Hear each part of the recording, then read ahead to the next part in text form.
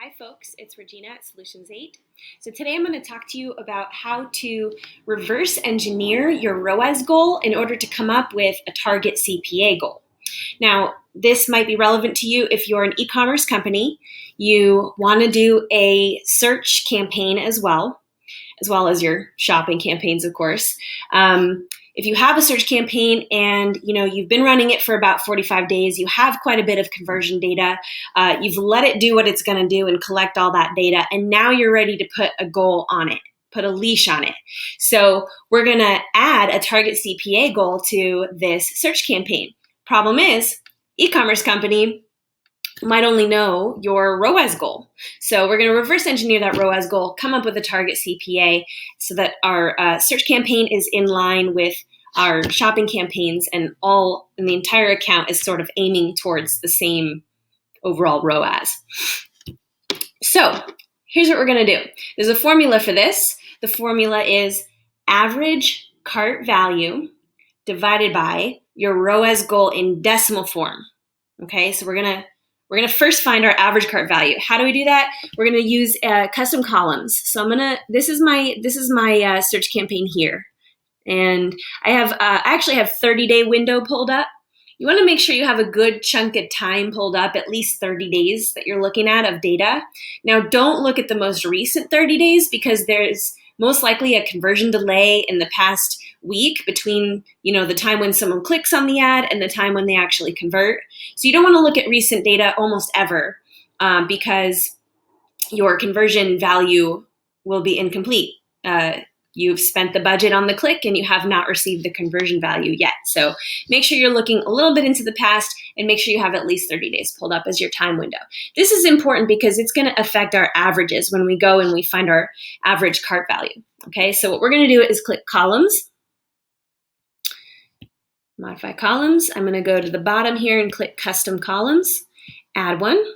I'm going to call it average cart value. Okay, and of course, how do we find average cart value? We want conversion value in total, so conversion value, and then we're going to divide that by the amount of conversions, of course. There we go. And because I'm looking up monies, I'm going to change this data format to monies and hit save. Now twiddle your thumbs. Especially if you're screen sharing like me, that'll slow things down. All right, there we go.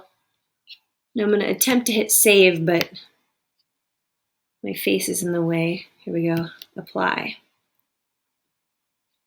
Okay, average cart value says for our 30-day period, we have $35.67 as our average cart value. Okay, so I'm going to open my calculator.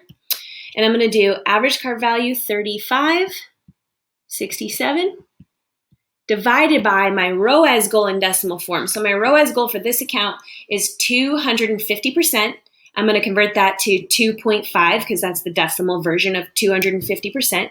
So divided by 2.5, and that gives me a Target CPA goal of $14.27. All right, so now all I have to do is go into this campaign, click on its settings,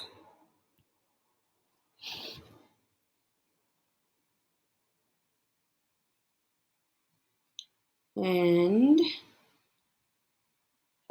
here we go, bid settings. I'm going to say set a Target CPA, and I'm going to set it to $14.